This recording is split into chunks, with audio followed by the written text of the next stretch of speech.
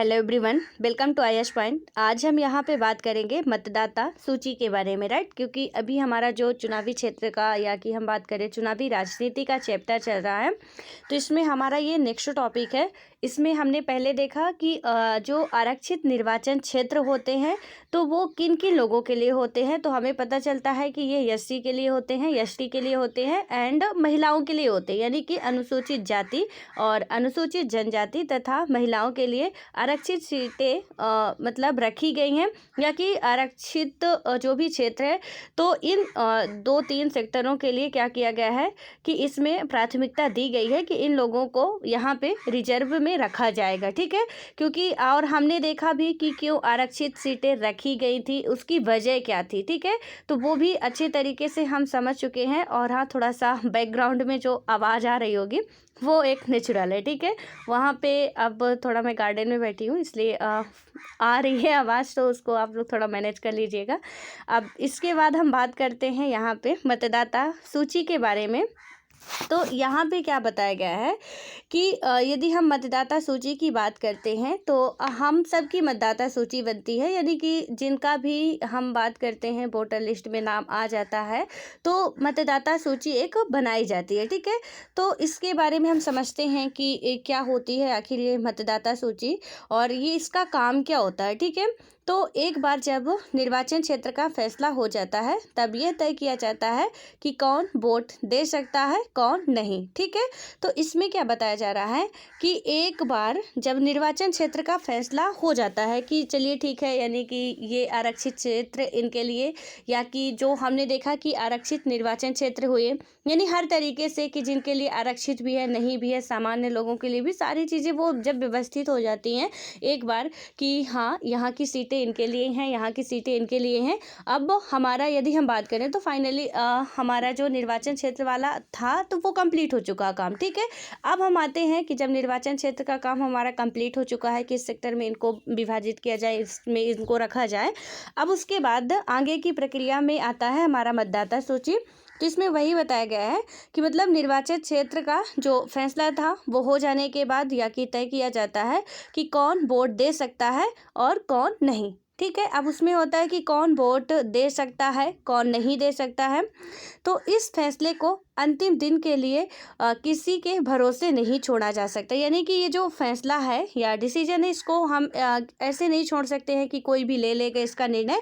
तो इससे आपको पता है कि यदि हम थोड़ी सी भी लापरवाही करते हैं, यानी कि वही यदि हम बात करें तो अभिमन्यु के चक्रव्यूह जैसे होगा, ठीक है। यानी कि हमें 6 तो पता है लेकिन 7वां हमें पता ही नहीं है कि 7वें द्वार का तोड़ क्या होता है, तो हम वहाँ पे फंस जाएंगे। ऐसे ही है कि हमने इलेक्शन के बारे में सारी चीज़ें बना दी, अब हम यही नहीं बनाए कि कौन व्यक्ति वोट दे सकता है, कौन नहीं दे सकता है, या कि कौन चुनाव लड़ सकता है या नहीं लड़ सकता है। तो फिर ऐसे में सब कुछ खिचड़ी हो जाएगा, सारी मेहनत हमारी बेकार चली जाएगी, ठीक है।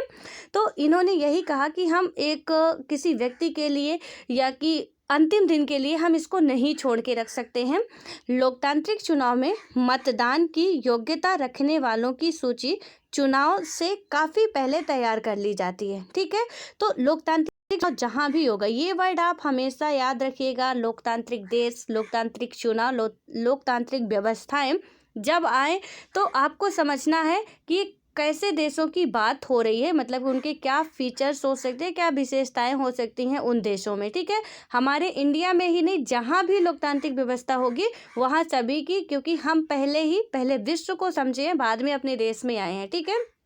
तो इसमें क्या बताया गया है कि लोकतांत्रिक चुनाव में, यानी किसी चुनाव को हम एक लोकतांत्रिक चुनाव जब कहते हैं तो उसकी फिर विशेषता भी हमें पता होनी चाहिए। तो इसमें क्या कहा गया कि लोकतांत्रिक चुनाव में मतदान की योग्यता रखने वालों की सूची चुनाव से काफ़ी पहले तैयार कर ली जाती है। अब मतदान की योग्यता कैसे रखते हैं कोई व्यक्ति, तो वयस्क मताधिकार, हमें पता है कि सार्वभौमिक वयस्क मताधिकार का अधिकार यहाँ पे है। अब वयस्क मताधिकार का मतलब कि जिसकी उम्र 18 वर्ष पूर्ण हो चुकी हो, ठीक है। तो वही व्यक्ति क्या होगा कि वोट देने के लिए योग्य होगा। अब योग्य होने से भी काम नहीं चलेगा, आपका उसमें जो भी आपका मतलब पूरा एड्रेस वगैरह जो भी नाम पता लगता है आपको ऐड कराना पड़ेगा कि हाँ हम 18 साल के हो गए हैं। यदि आपका उसमें नाम ऐड नहीं है, यानी कि आप 21 साल के भी हो जाते हो, 25 साल के भी हो जाते हो, फिर भी आप मतदाता सूची में आपका नाम नहीं आएगा। यदि आप नहीं करवा रहे हो तो वहाँ पे नाम नहीं आएगा और फिर क्या होगा कि आप एक मतदाता के रूप में नहीं जाने जाओगे। तो इसमें क्या हुआ कि लोकतांत्रिक चुनाव में मतदान की योग्यता रखने वालों की सूची काफ़ी पहले ही तैयार कर ली जाती है, चुनाव से पहले बहुत पहले तैयार कर ली जाती है, जितने लोग भी योग्यता रखते हैं, ठीक है, जिनका उसमें नाम पहले से दर्ज कराया होता है उनकी सूची पहले ही तैयार कर ली जाती है। और जिनका भी नहीं कराया जाता है हम सब कराते हैं, अपना अपना वोटर ID बनवाते हैं, क्योंकि ये बहुत ज़रूरी है, ठीक है। और उसके बाद क्या होता है कि यहाँ पे पूरा प्रोसेस होती है और हर किसी को दे दी जाती है। इस सूची को आधिकारिक रूप से मतदाता सूची कहते हैं, यानी ये जो सूची है सबको दे दी जाती है, चुनाव के 1-2 दिन पहले 3 दिन पहले ही सबको दे दी जाती है, ठीक है। ये तो इसको हम क्या कहते हैं, ये जो सूची हमें मिलती है उसे हम क्या कहते हैं, मतदाता सूची कहते हैं। आम बोलचाल में इसे वोटर लिस्ट भी कहते हैं, ठीक है।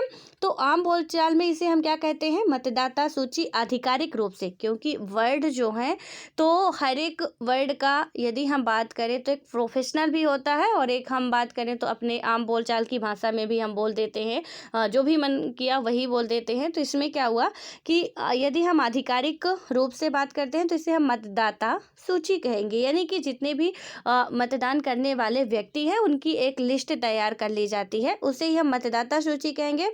और इसको यदि हम बताया गया इसमें कि एक नॉर्मल वे में बात करें तो वोटर लिस्ट कहते हैं। और आई होप कि मतदाता सूची शायद आपने ना सुना रहा होगा, लेकिन वोटर लिस्ट आप सब ने सुने होंगे, ठीक है। भले ही आप वोट देने ना गए हों, लेकिन आपको इतना तो पता होगा कि वोटर लिस्ट क्या होती है, ठीक है। और आप देखे भी होंगे और नहीं देखे होंगे तो अब जब चुनाव होगा ये आपकी रिस्पॉन्सिबिलिटी बनती है कि आप अपने पापा से, आप इतने बड़े हो गए हैं कि खुद ही जाके देख सकते हैं, ठीक है। जो भी वहाँ पे बात कर सकते हैं उनसे ले सकते हैं कि क्या कैसे है, वो सारी चीज़ें आपको मिल जाएंगी, बहुत ही आसानी से मिल जाती हैं। हर एक जो भी उसमें चुनाव लड़ते हैं उनके पास मतदाता सूची होती ही होती है, ठीक है। क्योंकि जितने भी प्रतिनिधि हैं तो उनको ये तो पता होना, मतलब ये पता लगाने के लिए कि कितने हमारे इस गांव में वोट हैं, तो उसके लिए वो क्या करते हैं, यानी कि वोटर लिस्ट में जिनका नाम है वही तो उनके लिए उपयोगी है, तो वो उनकी एक सूची निकलवा लेते हैं और आपको बहुत आसानी से वो मिल सकती है, ठीक है। और आप भी निकलवा सकते हो, इसमें कोई नहीं है, आपका अधिकार है, कहीं से भी आप ले सकते हो।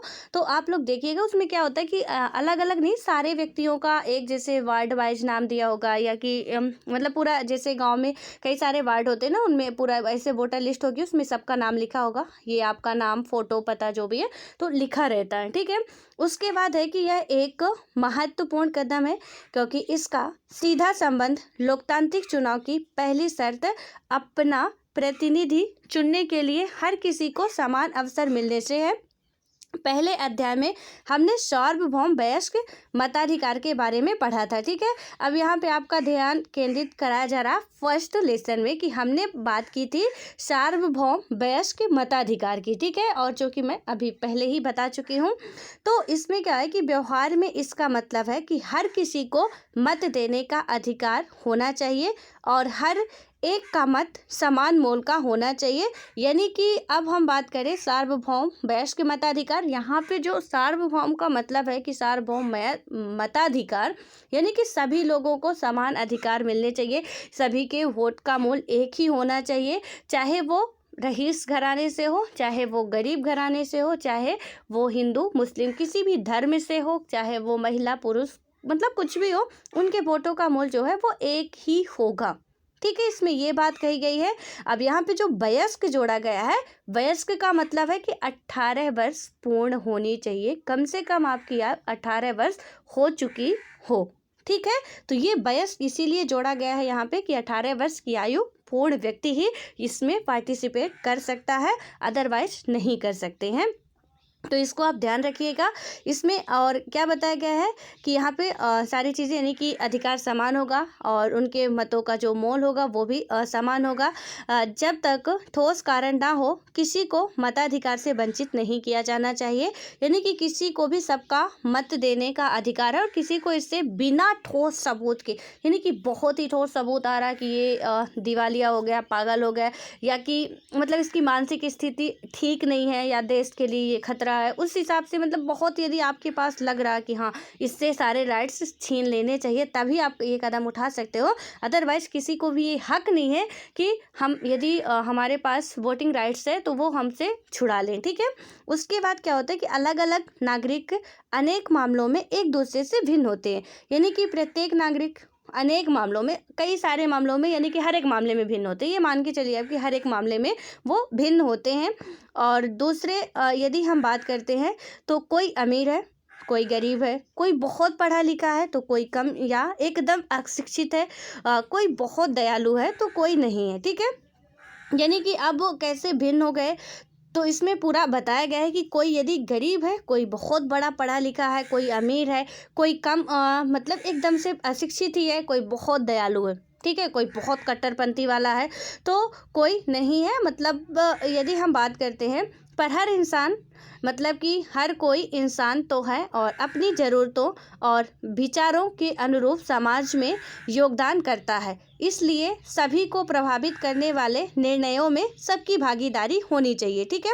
मैंने एक दिन आपको एक बात बताई थी कि एक बहुत ही नकारा इंसान भी, जिससे मतलब आप ये समझ के चलिए कि वो कुछ भी नहीं कर सकता, ठीक है, आप बिल्कुल उसको समाज, मतलब सोसाइटी उसको निग्लेक्ट कर देती, हर एक तरीके से आपको लगता है कि ये व्यक्ति मतलब किसी काम का नहीं है, इसे इस दुनिया में रहना ही नहीं चाहिए। और आपको ही नहीं, आपके जैसे हजारों अनेकों जितने भी देखते हैं, सबको लगता है कि ये व्यक्ति बहुत नकारा है, मतलब इसे यहाँ रहना ही नहीं चाहिए। लेकिन मैंने आपको बताया था कि उसका भी एक बहुत बड़ा रोल है, यदि वो हमारे पृथ्वी में है तो हमारे इन्वायरमेंट के लिए, यदि वो प्रदूषण फैला रहा है तो थोड़ा बहुत उसका रोल है कि पेड़ों को भोजन उसके कार्बन डाइऑक्साइड गैस निकलने से मिल रहा है, ठीक है, तो कहीं ना कहीं उसका भी उपयोग है।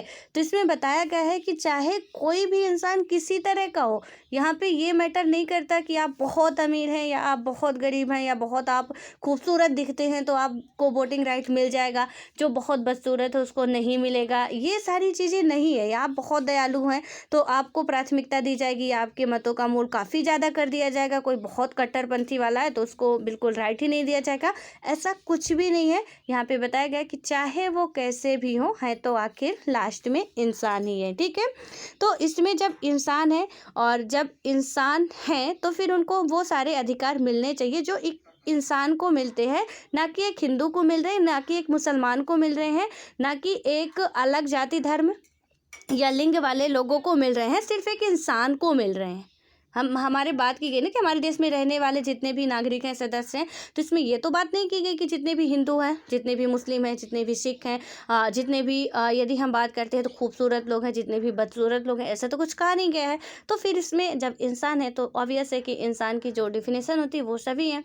अब ऐसा नहीं बहुत अच्छा होगा हम उसे इंसान कहेंगे और जो बहुत ख़राब होगा उसे हम जानवर कहेंगे, गधा कहेंगे, व्हाटएवर हम लोग कहते हैं कि मतलब गधे हो, ये वो जो भी दुनिया का। लेकिन कहने से थोड़ी ना कोई हो जाता है। तो आखिर आप ये बात समझ के चलिए कि वो सभी लोग, हम सभी लोग इंसान ही हैं। हो सकता है कि आप में से किसी के पास बहुत ज़्यादा माइंड हो, ठीक है, आपकी स्कूल में भी बहुत बार कह देते हैं, टीचर भी कह देते हैं कि मतलब अरे तुम तो गधे हो, तुमसे कुछ आता जाता नहीं है, या कि कुछ और भी कह दिए, कोई किसी को कोई बंदर कह देता है, किसी को कोई चूहिया कह देता है, मतलब ऐसा होता है, ठीक है।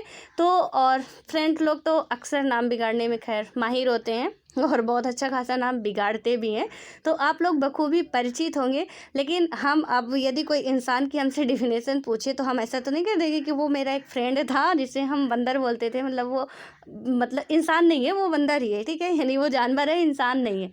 तो ऐसा तो हम नहीं कह सकते हैं, चाहे वो कितना भी कट्टरपंथी वाला व्यक्ति हो, बहुत खूंखार हो, हम उसे कहेंगे ना वो जानवरों जैसे व्यवहार करता है, लेकिन हम ये नहीं कहेंगे वो जानवर है, यही कहेंगे कि इंसान के रूप में एक जानवर पैदा हुआ है, ठीक है, ऐसा कह सकते हैं। लेकिन ये नहीं कह सकते हैं कि एक जानवर ही है वो, क्योंकि वो एक इंसान है। ये बात आप समझ के चलिए कि वो एक थोड़ा बहुत भगवान उसके पास भी मतलब इंसान वाला स्ट्रक्चर तो गलती से दे ही दिया, चाहे वो गंदा काम करे या अच्छा काम करे। तो वहाँ पे अब तो हम उसे यही कहेंगे कि ये एक इंसान है। और आई होप कि आप मेरी बात को समझ पा रहे होंगे। जो मैं समझाना चाह रही हूँ कि कोई इंसान किसी तरह का भी हो, चुनाव में मैटर नहीं करता है कि आप किस तरह के हो। जिस तरह के भी हो, आपकी 18 वर्ष उम्र पूर्ण हो जाती है, आप भारत के नागरिक हो, आप बिल्कुल वोटिंग राइट प्राप्त कर सकते हो। ठीक है। और उसके बाद है कि इसमें क्या हुआ कि और अपनी ज़रूरतों और विचारों के अनुरूप समाज में योगदान, यानी कि वो जिसको भी चाहते हैं, कोई अच्छा इंसान है अच्छे लीडर को चाहेगा, कोई बुरा इंसान है बुरे लीडर को चाहेगा, जिसको भी वो चाहे उनको पूरा राइट है कि वो उन्हें चुन सकते हैं। और हमारे देश में 18 वर्ष और उससे ऊपर की उम्र के सभी नागरिक चुनाव में वोट डाल सकते हैं। यानी कि क्या हुआ कि हमारे देश में 18 वर्ष और उससे ऊपर की उम्र के सभी नागरिक, यानी कि कोई एक नागरिक नहीं, अभी हमने इंसान की बात की ना, तो हमारे देश का सभी नागरिक, प्रत्येक नागरिक, अब ऐसा नहीं है कि जिसकी मानसिक स्थिति या मानसिक संतुलन उसका बिगड़ा हुआ है उसे भी, क्योंकि इसकी भी कुछ शर्तें होती हैं। ठीक है, आप इंसान हो, अच्छी बात है, सब कुछ है, लेकिन वहाँ पे ये भी होता है कि आपकी वो क्षमता नहीं है आपके पास, तो फिर ठीक है आप हाथ से विकलांग हो चलेगा, लेकिन उसमें रहता है पागल या दिवालिया टाइप का कुछ हो जाता है, तो उसमें फिर ये अधिकार कहीं ना कहीं आपको इस अधिकार से वंचित कर दिया जाता है, क्योंकि उस टाइम पे आपको दिमाग से काम लेना होता है, जो कि हमारा दिमाग चलता नहीं है। दिवालिया का मतलब है हम बहुत ज़्यादा कर्जे वगैरह में डूबे हुए हैं, जैसे विजय माल्या वगैरह को ले लीजिए आप, तो खैर इनकी ज़िंदगी बहुत अच्छे तरीके से चल रही है, अपना जो भी कर रहे हैं, तो खैर यहाँ पे मतलब कहते हैं ना हमारा दिवाला निकल गया, तो वही स्थिति जब आ जाती है तो उस स्थिति में क्या होता है, इनकी समाज में जो छवि होती है ना काफ़ी ख़राब हो जाती है, और प्रशासन के द्वारा भी माना जाता है कि ये हमारे देश के लिए बेटर नहीं है। ठीक है, इनका किसी में भी योगदान यदि नहीं ले तो ही बेटर होगा। तो उस स्थिति में क्या हो सकता है कि मतलब आपका वोटिंग्स का राइट छीन लिया जा सकता है। और इसमें यही बताया जा रहा है कि हमारे देश में 18 वर्ष और उससे ऊपर के सभी उम्र के नागरिक वोट में चुनाव डाल सकते हैं, लेकिन जो मैंने शर्तें बताई उसको आप याद रखिएगा। और उसके बाद है कि इसमें नागरिक की जाति, धर्म, लिंग चाहे जो हो, ठीक है, यानी कि जाति हमारी चाहे जो भी हो।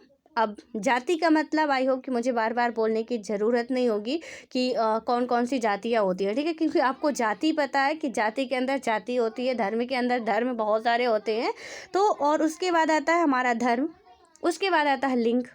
लिंग में चाहे वो महिला हो, चाहे पुरुष हो, चाहे वो ट्रांसजेंडर हो, ठीक है, क्योंकि तीसरा जो हमारा जेंडर है ट्रांसजेंडर ही है, और उसे भी इसमें प्राथमिकता दी गई है, यानी मान्यता दी गई, क्योंकि वो भी इंसान हैं। अब इसमें आप उनको अलग नहीं कर सकते हो कि उनको वोटिंग्स का राइट नहीं दिया जाता है, वो भी इंसान है, वो भी अब उनके बस में होता है तो काफ़ी बेटर होते, वो एक नॉर्मल इंसान होते, लेकिन यदि उन्हें ऐसा कुछ हुआ है, ये दैवीय प्रवृत्ति है, इसे बदला नहीं जा सकता, ठीक है, लेकिन हम समाज से उन्हें बहिष्कृत करेंगे मान के कि ये ट्रांसजेंडर हैं, ये बहुत गलत बात है। उनको देख के हंसें, ये भी बहुत गलत बात है। ठीक है, आप जब बायोटेक्नोलॉजी पढ़ोगे वहाँ पे आपको ये प्रोसेस सारी चीज़ें समझ में आएगी कि कोई भी व्यक्ति मतलब जब वो भ्रूण का निर्माण होता है तो उस वहाँ पे कैसे क्या क्या प्रक्रियाएं होती हैं, कैसे कोई लड़का बनता है, कैसे कोई लड़की बनती है, कैसे कोई भी व्यक्ति ट्रांसजेंडर के रूप में पैदा होता है, वो सारी चीज़ें आपको समझ में आएगी। ये एक दैवीय प्रवृत्ति है जिसके कारण ये सारी चीज़ें होती हैं। तो मेरा तो मानना है कि यदि आप एक बहुत अच्छे खासे इंसान बनना चाहते हो, अपनी एक छवि अलग से बनाना चाहते हो, तो सबसे पहली प्राथमिकता हमारी होनी चाहिए कि चाहे कोई भी व्यक्ति अमीर हो, चाहे कोई व्यक्ति गरीब हो, ठीक है, उसमें हमें भेदभाव नहीं करना चाहिए। चाहे कोई व्यक्ति बहुत खूबसूरत हो तो हमें उसके पीछे भागना नहीं चाहिए, कोई व्यक्ति बहुत बदसूरत है तो उसे अपने से दूर भगाना नहीं चाहिए, ठीक है। और उसके बाद चाहे वो मतलब देखिए यार, कोई भी जैसे सपोज किसी का हाथ यदि विकलांग है, किसी की कमर टेढ़ी है, किसी का कुछ है, कोई छोटा है, कोई बहुत ज़्यादा मोटा है, हमारी आदत होती है कि हम उसे देख के ना, मतलब जो एक नॉर्मल इंसान से थोड़ा अलग होता है, हम उसे देख के बहुत ज़्यादा उसका मजाक उड़ाते हैं। जरा क्या आप लोग, थोड़ा सा मैं यहाँ पे आपका टाइम लूँगी, क्या आप लोग यहाँ पे कभी सोचे हैं या हम सभी लोग, हम सिर्फ आपकी बात नहीं कर रहे हैं, हम सभी लोग आदत से मजबूर हैं, वो बात करते हैं जो हमें नहीं करनी चाहिए। कि ये इंसान यदि इसके बस में होता तो क्या ये इंसान ऐसा रहता? क्या इस इंसान के मन में, यानी उस इंसान की जगह आप रह के देखिए कि सपोज आपके साथ ऐसा कुछ होता और आपके साथ कोई मतलब इस तरीके का मजाक उड़ाता, अरे तू तो लंगड़ा है, तू तो ये है। आप ये विकलांग के लिए मोदी जी एक वर्ड भी दिए थे, दिव्यांग, इसीलिए दिए थे, जिनका जो भी मतलब उन्हें दिव्यांग यानी कि विकलांग कहना थोड़ी लगता है ना कि उनको हर पल एहसास होगा कि ये व्यक्ति मतलब मैं विकलांग हूँ, यानी अपाहिज हूँ, किसी भी हम मेरा कोई भी अंग, एक अंग ले लो आप, खराब है। मतलब एक नॉर्मल इंसान से मैं थोड़ा अलग हूँ। दिव्यांग का मतलब कहीं थोड़ा सा, जब भी दिव्यांगजन बोला जाएगा तो हाँ ये है कि हम थोड़ा नॉर्मल इंसान से अलग हैं। हाँ अलग है, अच्छी बात है, ठीक है। तो दिव्यांग का अर्थ ही कुछ और हो जाएगा, विकलांग का कुछ और हो जाएगा, इसीलिए मोदी जी ने ये वर्ड लाया था दिव्यांगजन। और ये वर्ड आपको याद रखना, पूछा भी जाता है, ठीक है। तो इसमें होता क्या है कि यानी हम लोग ना बहुत ज़्यादा पता नहीं क्या समझते हैं अपने आप को, और किसी का ये जो हमारा रूप है, ये जो हमारी अमीरी गरीबी है, आप मान के चलिए कि बहुत ही थोड़े समय के लिए होती है।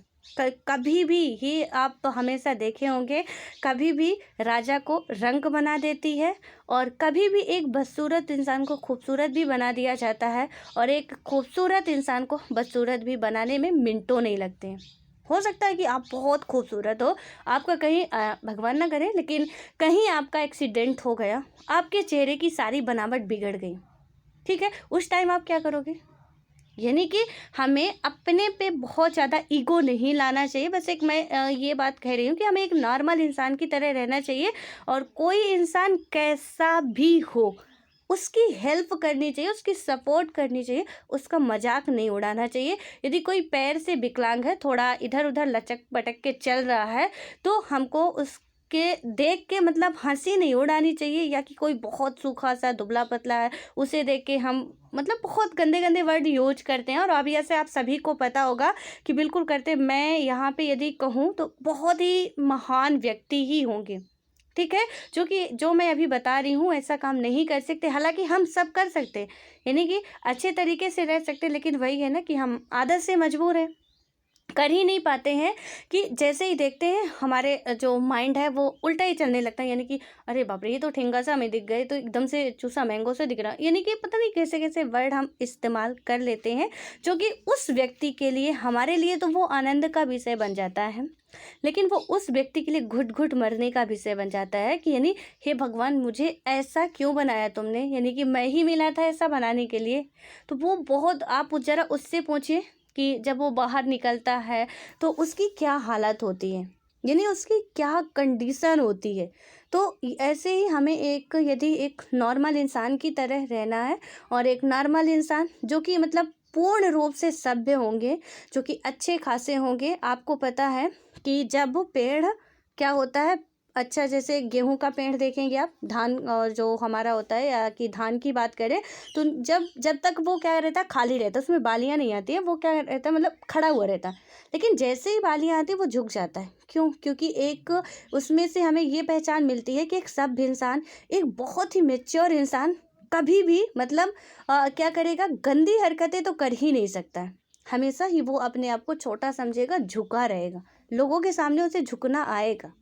ये बात हमें पता चलती है कि एक अच्छे तरीके से मैच्योर इंसान, जैसे कि यदि किसी के पास बहुत ज़्यादा थोड़ा बहुत है ना, तो वो बहुत ज़्यादा कुल्केगा कि नहीं नहीं मतलब हम ऐसे हैं वैसे हैं, दुनिया भरेगा करेगा। लेकिन जिसके पास सच में होगा सारी चीज़ें, वो बहुत ही सब, और आप लोग देखे होंगे, अनुभव भी किए होंगे कि बहुत एक नॉर्मल इंसान वो होता है, कोई दिखावटी नहीं होती, कोई उसमें ये नहीं होता कि नहीं हमें अपनी ये बनाना, क्योंकि उसकी पहले से ही छवि बनी हुई होती है, उसमें कोई भी ये दिखावटीपन वाला बात नहीं होती, क्योंकि वो बिल्कुल अच्छे तरीके से मैच्योर इंसान है, सारी चीज़ें उसके पास है, धन दौलत इज्जत शोहरत बुद्धि जो भी है सब चीज़ें हैं, लेकिन फिर भी उसके पास ईगो नहीं होगा। जिसके पास रियल में होगा, जिसके पास थोड़ा बहुत होगा, उसके पास बहुत ईगो होता है, ठीक है। तो हम लोग एक मतलब आने वाली पीढ़ियों का निर्माण करता है, ऑब्वियस है, इसमें कोई शक नहीं है, हम लोग आने वाली पीढ़ियों के ही निर्माण करता है।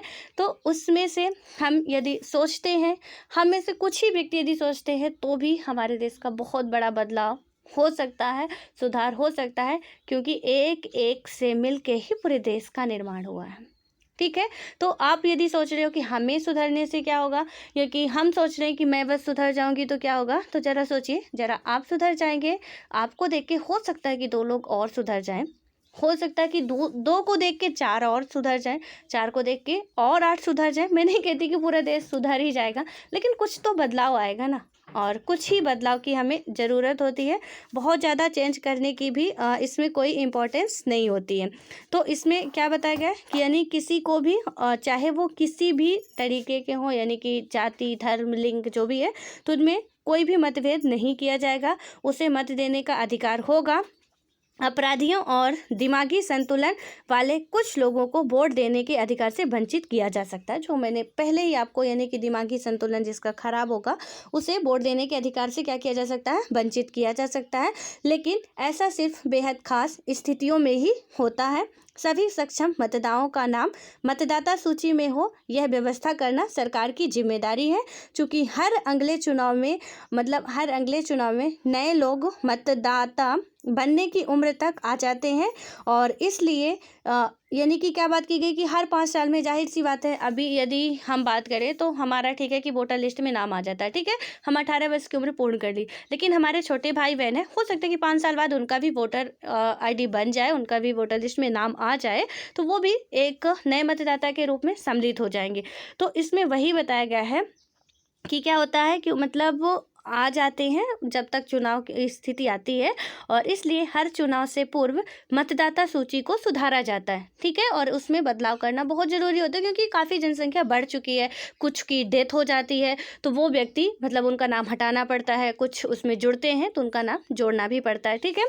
तो हमेशा अलग अलग बनती है और उसमें सुधार किया जाता है। जो लोग उस इलाके से बाहर चले जाते हैं या जिनकी मौत हो जाती है, उनके नाम इस सूची से काट दिए जाते हैं, ठीक है।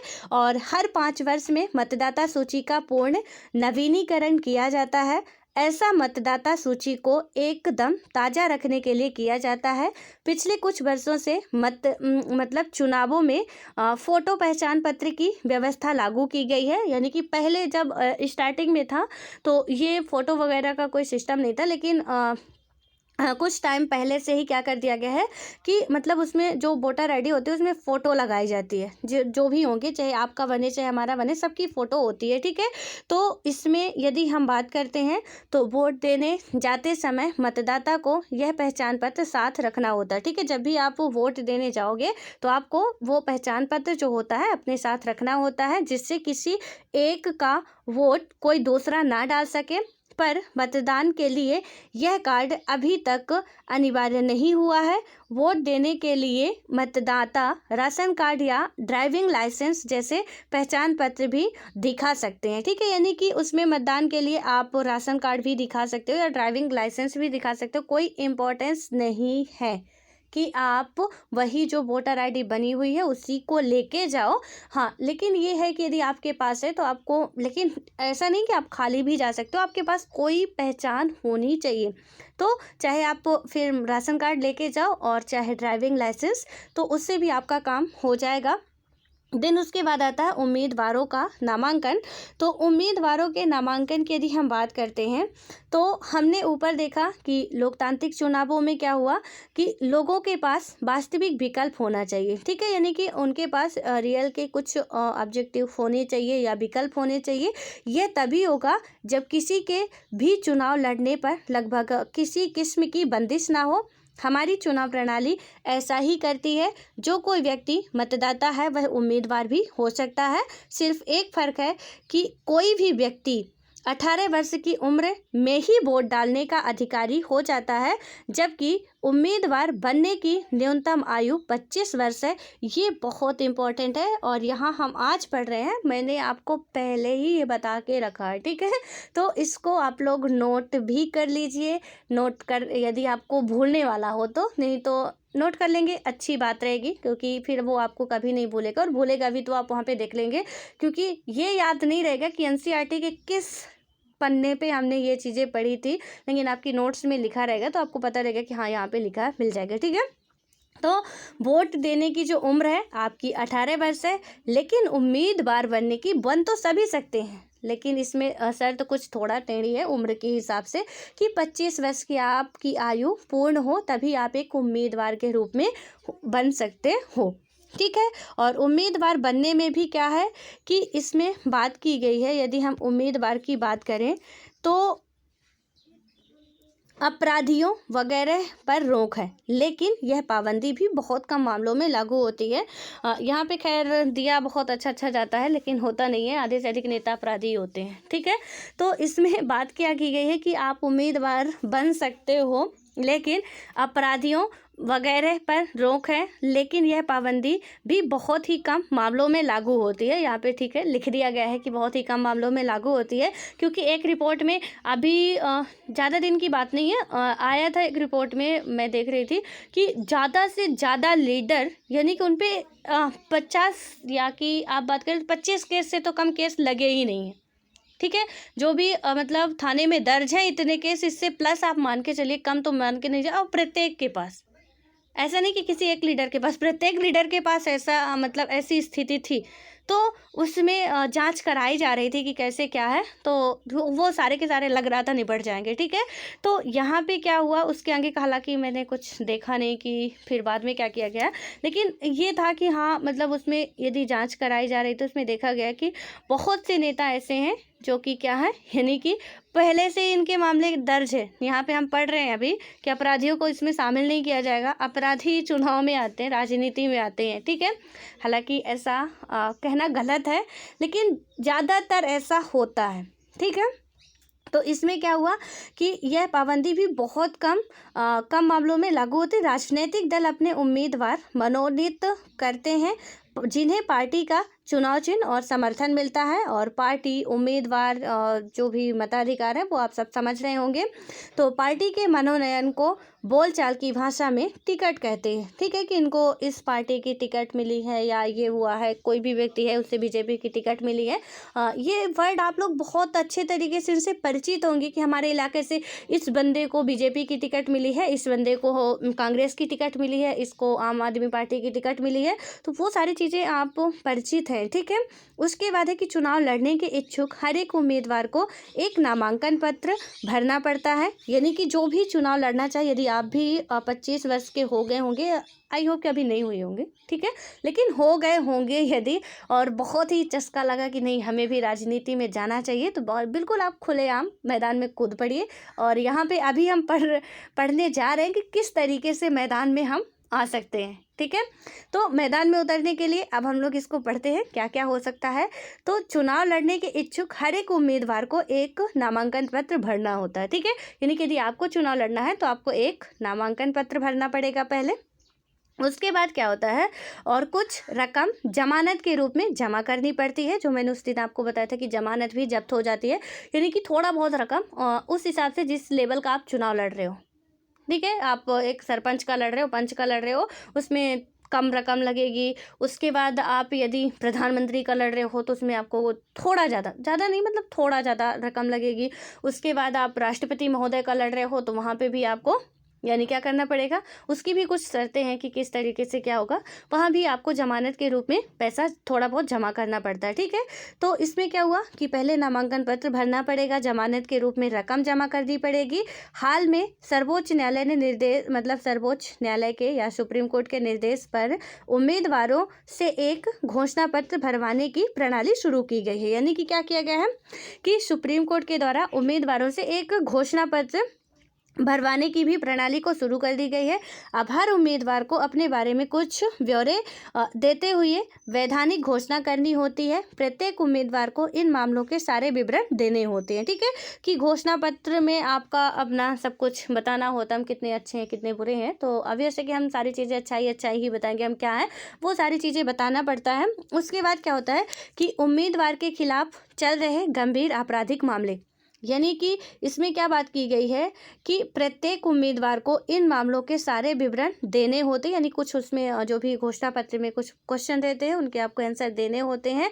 और जो भी राजनीति के लिए इंटरेस्टेड है कि हमें आगे चल के राजनीति में जाना है, तो ये सारी आप लोग प्रोसेस को अच्छे तरीके से सुनिएगा, समझिएगा, और उसके बाद मैदान में तो आपको फिर जाना ही है। ठीक है, तो यहाँ पे क्या हुआ कि उम्मीदवारों के खिलाफ, यानी कि उम्मीदवार के खिलाफ चल रहे गंभीर आपराधिक मामले चल रहे हैं या नहीं चल रहे हैं, उम्मीदवार और उसके परिवार के सदस्यों की संपत्ति और देनदारियों का ब्यौरा, यानी कि संपत्ति के बारे में भी, और देनदारियों, कहीं आप दिवालिया वगैरह तो नहीं है, आपका दिवाला तो नहीं निकल चुका पहले से ही, या तो मतलब किसी बैंक से लोन लेके आप भागने वाले हो, या कहीं का मतलब आप लोग काफ़ी ज़्यादा लोन लिए हुए हो, आपकी ज़मीन गिरवी रखी हुई है, उस हिसाब से इसमें क्या किया गया कि संपत्ति का या देनदारियों का पूरा ब्यौरा होता है, आपको देना पड़ता है।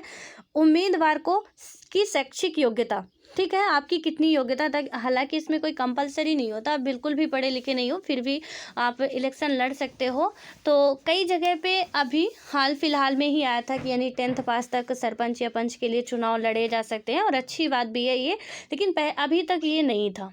ठीक है, अब सुधार किया जा रहा है। तो वहाँ पे मुझे स्टेट का नाम नहीं याद रहा, उसमें किया गया है ये कि शायद पूर्वोत्तर भारत के ही स्टेट हैं, वहाँ पे किया गया कि मतलब 10th तक तो ऑब्वियस है पास होना चाहिए सरपंच का चुनाव लड़ने के लिए, उसके बाद ही क्या कर सकते हैं, उसमें आप पार्टिसिपेट कर सकते हैं। ठीक है, तो पहले ये व्यवस्था नहीं थी, आप बिल्कुल भी पढ़े लिखे नहीं हो फिर भी आप चुनाव लड़ सकते थे।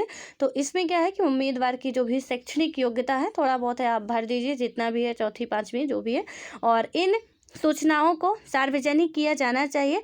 इससे मतदाताओं को उम्मीदवारों द्वारा खुद के बारे में सूचना के अधिकार पर अपने फैसले देने का मौका मिल सकता है। ठीक है, यानी कि मिलता है। और उसके बाद क्या होता है कि यहाँ पे हम आगे बात करें तो उम्मीदवारों की शैक्षणिक योग्यता क्या क्या है।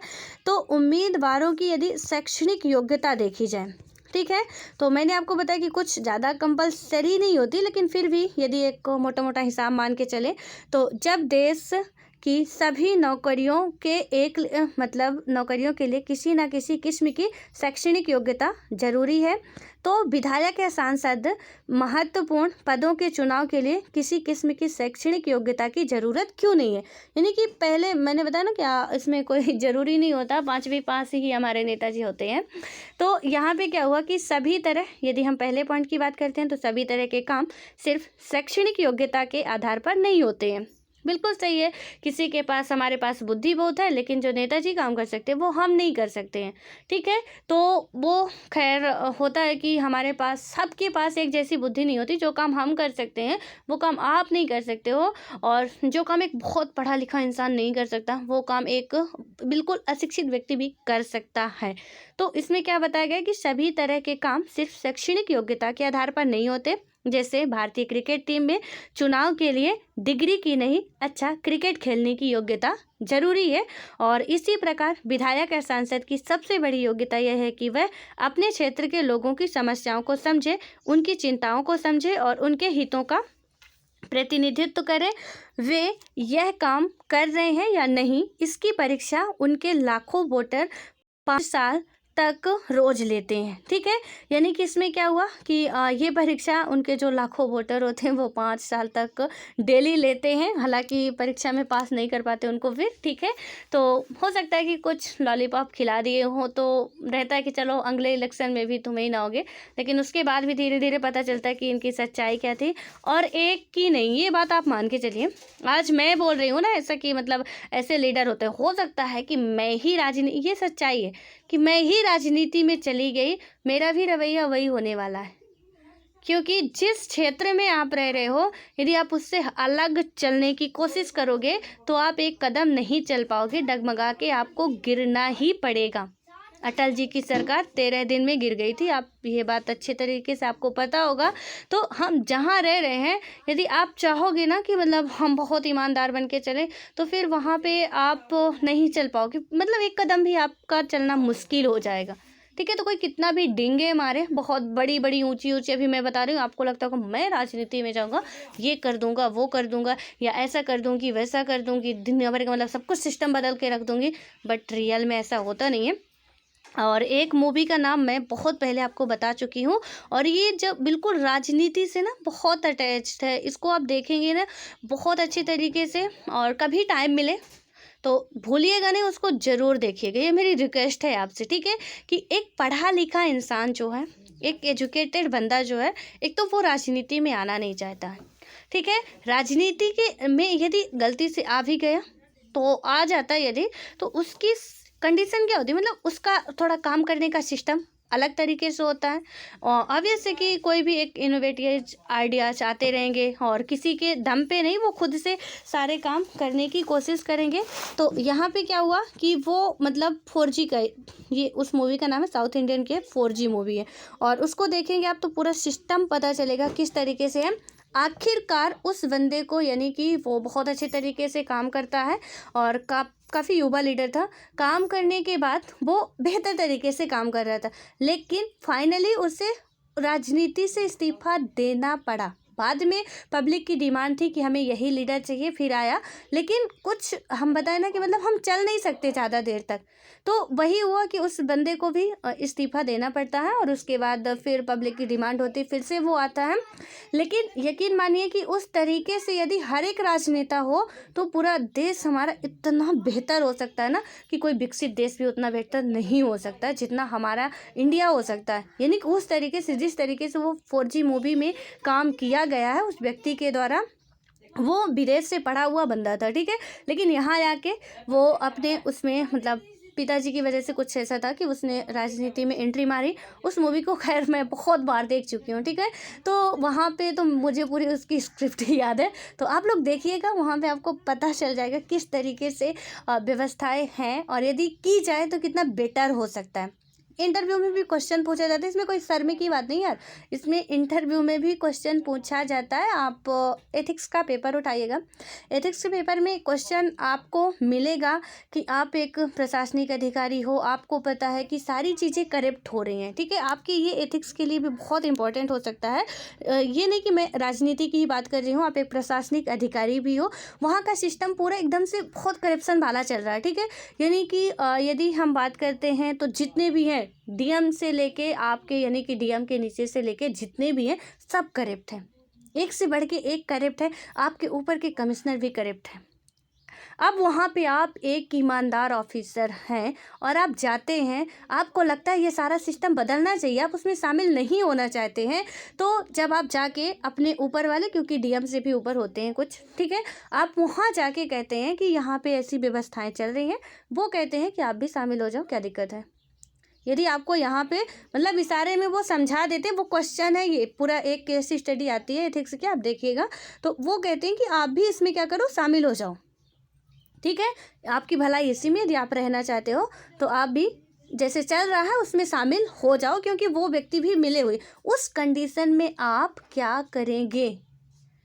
क्या आप बिल्कुल मतलब ऐसे ही झटके से कि सारा चीज़ें बंद कर देंगे, सबका जाके खुलासा कर देंगे, सबको पता है सबके बारे में, लेकिन आप एक अकेले इंसान हो, ऊपर से लेकर नीचे तक सब तो मिले हुए हैं, तो उस इस कंडीशन में आपको क्या करना पड़ेगा? तो आपको क्या करना पड़ेगा, पहले उसी में मिल जाके, मतलब ये ऑब्वियस आंसर में आपको लिखना होगा ये कि मैं क्या कर सकती हूँ, कि पहले क्या करूँगी कि जैसे जब मुझे तो ये पता चल गया कि भाई सारे के सारे मिले हुए हैं, हम अकेले कर नहीं पाएंगे, लेकिन उनमें से भी कुछ ईमानदार लोग होंगे, तो हम क्या करेंगे कि पहले हम उसी तरीके से काम करने लगेंगे जिस तरीके से वो लोग कर रहे हैं। हालांकि हमारे अंदर ईमानदारी है, उनकी नज़र में हम उसी तरीके से चलेंगे जैसे वो चल रहे हैं, और धीरे धीरे हम ईमानदार व्यक्तियों की तलाश करेंगे, क्योंकि ऐसा नहीं है कि ऊपर से लेकर नीचे तक सभी ऑफिसर ही घटिया होंगे, कुछ तो ईमानदार मिलेंगे, उनकी तलाश करेंगे। जब कुछ हमारी टीम बन जाएगी, उसके बाद हम धीरे धीरे सबूत जुटा के सबका खुलासा करेंगे, और यही एक अच्छे प्रशासनिक अधिकारी की क्या है कि मतलब सही डिसीजन भी होगा कि वो यही कदम उठाए। अदरवाइज आप, मैंने बताया ना कि 1 मिनट भी नहीं चल सकते, चाहे राजनीति में हो चाहे और किसी फील्ड में हो। तो यहाँ पे ये सारी चीज़ें होती हैं, और आपको सारी चीज़ों से ऐसा नहीं है कि मतलब ये हो रहा तो हम ऐसा क्यों कर रहे हैं, मतलब इसको नहीं पढ़ेंगे, ये गंदी बात है। हाँ, डीएम बन रहे हैं तो हाँ, अच्छी बात गंदी बात सब कुछ इम्पोर्टेंट होती है, ठीक है, तो वो चीज़ें आपको पता होनी चाहिए। उसके बाद हम बात करें तो अगर शिक्षा या डिग्री की प्रासंगिकता हो भी तो यह जिम्मा लोगों पर छोड़ देना चाहिए कि वे शैक्षिक योग्यता को कितना महत्व देते हैं। ठीक है। और फिर आता है कि हमारे देश में शैक्षिक योग्यता की शर्त लगाना एक अन्य कारण से भी लोकतंत्र की मूल भावना के खिलाफ होगा। इसका मतलब होगा कि देश के अधिकांश लोगों को चुनाव लड़ने के मौलिक अधिकार से वंचित कर दिया जाएगा। और जैसे यदि उम्मीदवार के लिए BA, BCom या BSc की स्नातक डिग्री को भी अनिवार्य किया गया तो 90% से ज़्यादा नागरिक चुनाव लड़ने में क्या हो जाएंगे, अयोग्य ही रह जाएंगे। तो इसलिए भी कई वजह हो गई कि इसमें शैक्षणिक योग्यता की ज़रूरत क्यों नहीं होती, जो मैंने अभी पहले ही आपको बताया कि 5वीं पास ही नेता होते हैं। तो इसमें शैक्षणिक योग्यता की ज़रूरत क्यों नहीं होती वो आप समझ चुके हैं। तो इसको आप लोग बेहतर तरीके से पढ़िएगा। अभी बहुत सारे पॉइंट इसमें बचे हुए हैं, काफ़ी बड़े बड़े चैप्टर हैं। ठीक है। तो एंजॉय लेके पढ़िए, बिल्कुल बोर नहीं होना है। जो भी पढ़ रहे हैं थोड़ा बहुत अच्छे तरीके से समझ के पढ़ रहे हैं। अब पढ़ेंगे चुनाव अभियान। तो चुनाव अभियान पढ़ेंगे, लेकिन उससे पहले आप लोग 4G मूवी ज़रूर देखिएगा। मैं ये नहीं कह रही आज ही देखिएगा, जब भी टाइम मिले तो देखिएगा, क्योंकि वो काफ़ी अच्छी मूवी है। आपको टाइम कहीं भी वेस्ट करने से बेहतर है कि आप उसको देख लेंगे तो अच्छा रहेगा। ठीक है। आपको समझ में आएगा क्या कंडीशन होती है कि ईमानदार व्यक्ति भी कितने दिन तक चल सकता है। और उसके बाद ईमानदारी तो ठीक है, लेकिन यदि कुछ ऐसा सिस्टम हो जाता है, यदि ऐसे हर एक लीडर करते हैं तो कितना बेहतर हमारे देश का डेवलपमेंट हो सकता है। वहाँ से चीज़ें आपको बहुत अच्छे तरीके से मोटिवेट भी करेंगी, समझ में भी आएगी। ठीक है। और कहीं ना कहीं आपके आंसर राइटिंग में भी काफ़ी हेल्पफुल हो जाती हैं ऐसी चीज़ें, तो आप वो देख सकते हो। और उसके बाद अब हम नेक्स्ट वीडियो में ही बात करेंगे। टाइम काफ़ी हो गया है और आज थोड़ी सी मेरी बकवास भी ज़्यादा हो गई, उसके लिए आई एम रियली सॉरी। ठीक है। तो अब मिलते हैं नेक्स्ट वीडियो में।